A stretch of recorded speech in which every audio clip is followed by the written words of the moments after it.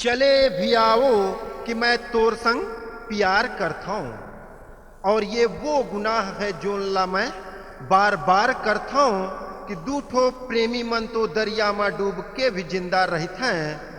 मैं तोर आए कर इंतजार करता हूँ, इंतजार करता हूँ, इंतजार करता हूँ।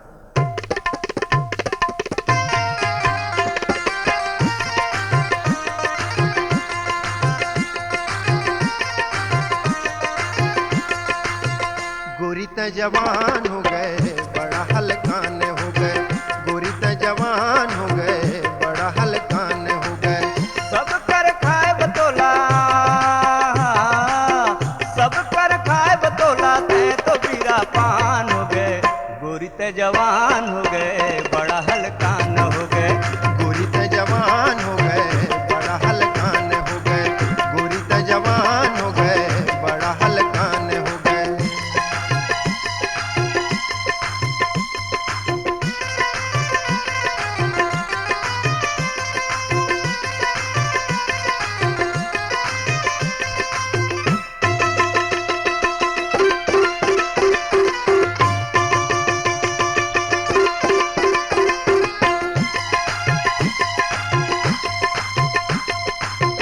कन्हिया ले झूलत हवे चुंदी करिया करिया, आँखी तोर गहिल गहिल जैसे कि झरिया।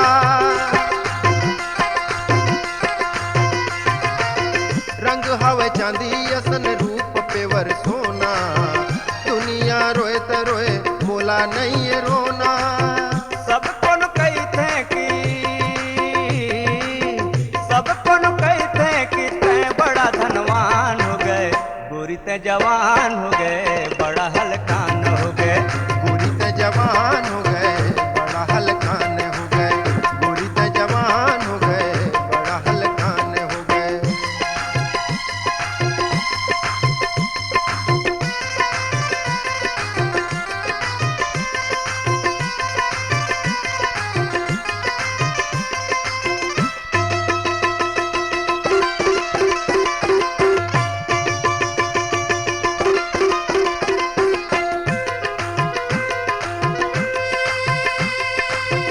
कोई तो लया की मारे कोई सीटी मारे, कोई तो लया की मारे कोई सीटी मारे, कोई तो बुलावे तोला नदिया किनारे। सांझ बिहाने बस तोरे है धियाना, सांझ बिहाने बस तोरे है धियाना, इकट्ठे काम बस तोरे पाछुआना। का करो जिंदगी ते, का करो जिंदगी ते के करो परान हो गए। गोरी ते जवान हो गए बड़ा हलकान हो गए। गोरी त जवान हो गए बड़ा हलकान हो गए, गोरी त जवान हो गए बड़ा हलकान हो गए।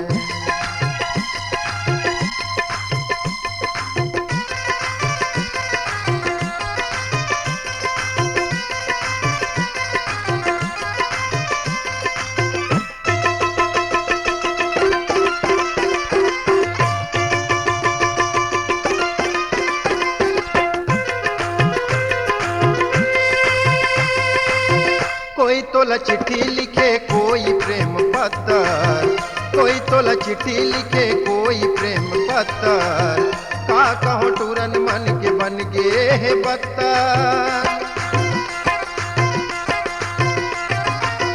तोर पीछू छूट गए संगी कॉलेज के पढ़ाई, तोर पीछू छूट गए संगी कॉलेज के पढ़ाई, तोरे बरे होते रोज झगड़ा या लड़ाई।